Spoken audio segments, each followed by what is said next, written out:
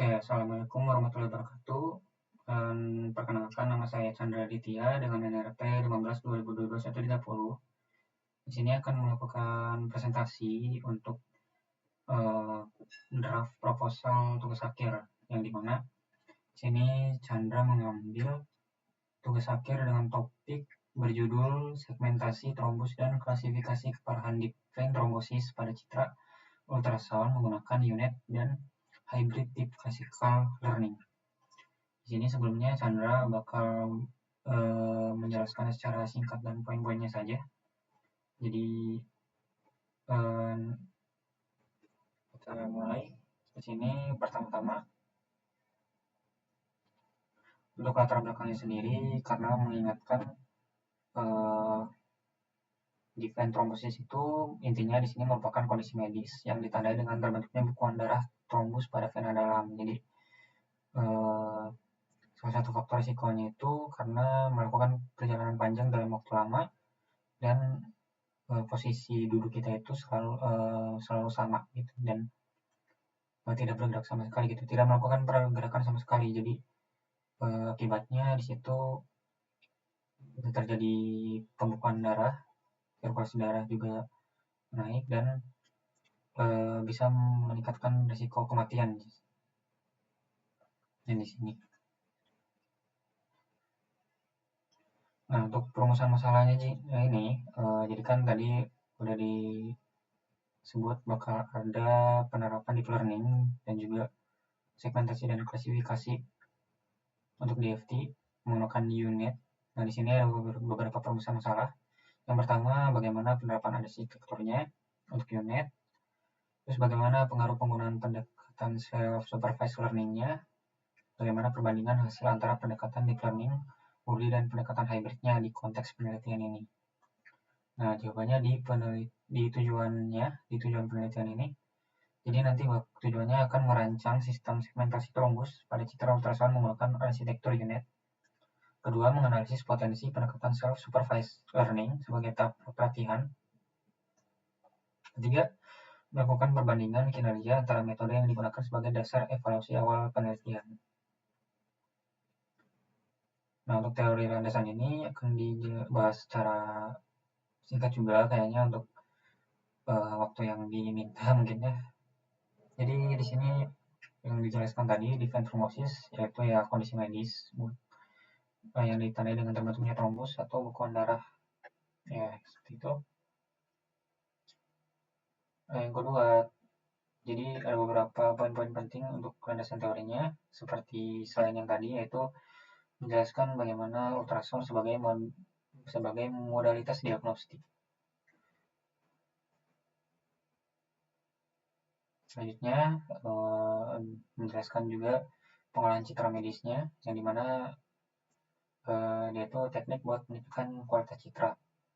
Jadi biasanya citra yang medis seperti ini yang dihasilkan itu seperti X-ray, CT scan, MRI, dan ultrasound, yang jadi sering dipakai di konteks pemeriksaan penyakit DFT ini atau kondisi medis DFT. Selanjutnya juga segmentasi citra yang akan dilakukan untuk memproses membagi citra menjadi beberapa wilayah yang memiliki karakteristik serupa. Terus ada juga di sini akan menerapkan deep learning pada medical learning. Jadi deep learning itu kan pendekatan machine learning yang menggunakan jaringan syaraf. Dalam bidang medical imaging, deep learning itu udah banyak digunain buat berbagai tugas kayak klasifikasi penyakit, deteksi objek, dan segmentasi citra.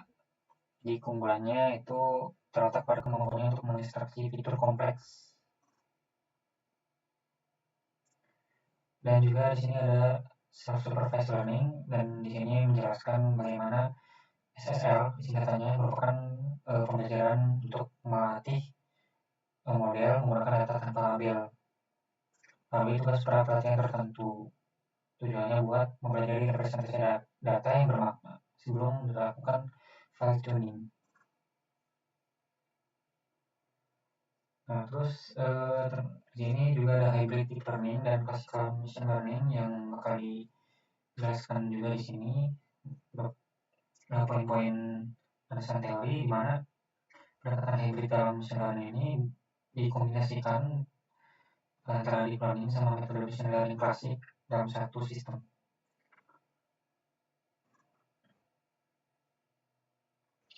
Dan juga ada klasifikasi nanti yang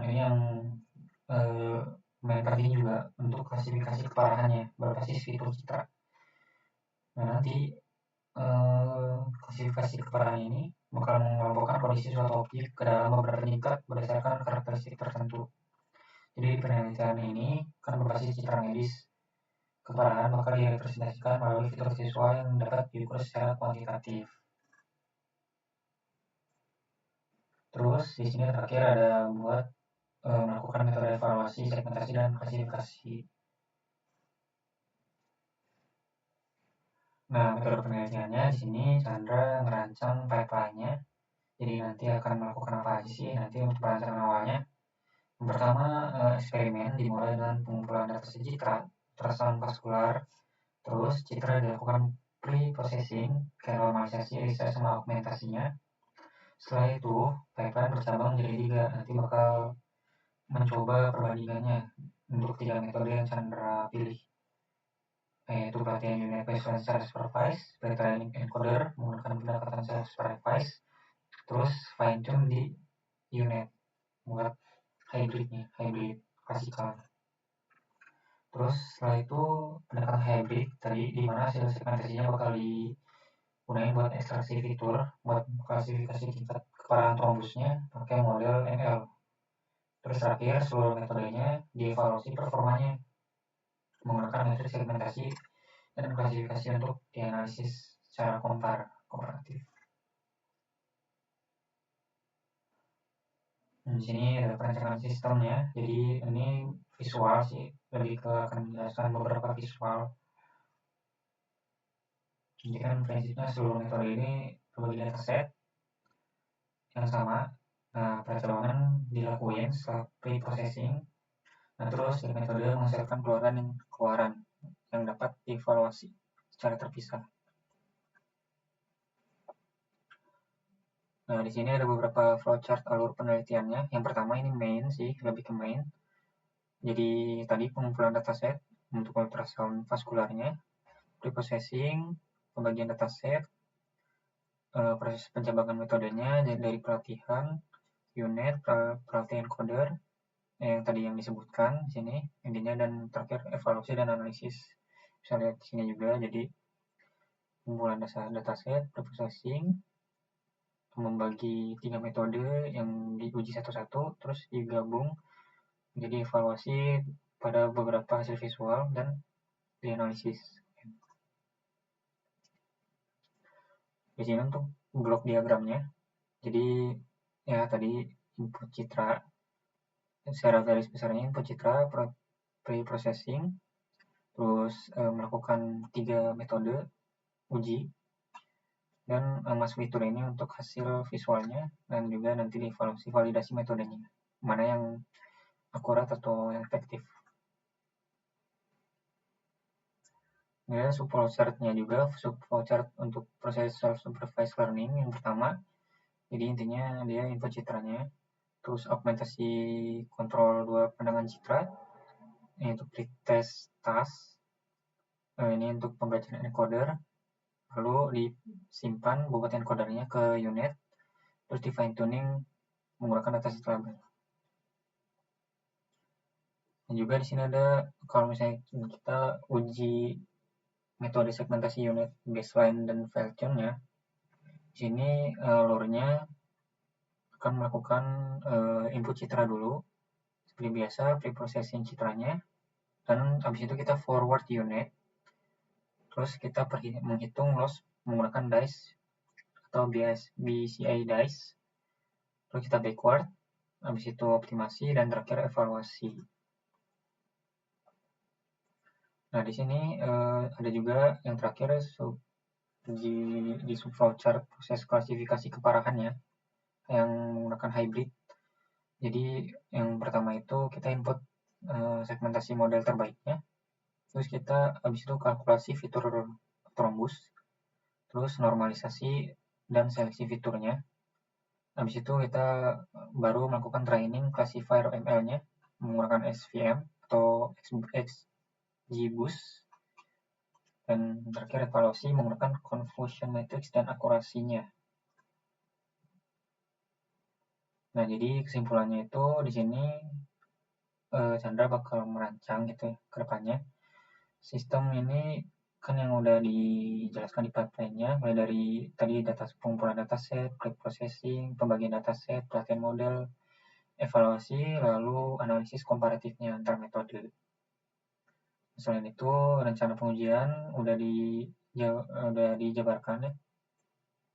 Jadi sumber data dari skenario-nya, sumber dataset dan metrik evaluasinya bakal digunain buat mengukur performa segmentasi dan klasifikasinya. Jadi perbandingan metodenya dirancang buat identifikasi seberapa besar peningkatan performa yang diberikan oleh pemanfaatan SSL dan pendekatan hybrid dibandingkan metode baseline. Jadi yang metode baseline itu yang beberapa peneliti atau yang meneliti itu udah pernah lakuin, udah pernah terapin gitu di real time juga. Tapi di sini membandingkan apa yang sudah dilakukan oleh peneliti dan jarang dilakukan oleh peneliti gitu dari metodenya. Nah, jadi yang jarang digunakan penelitian itu ternyata di metode yang hybrid classical learning. Nah, Chandra bakal membandingkan dan menemukan suatu sistem yang sekiranya akan akurat mana gitu.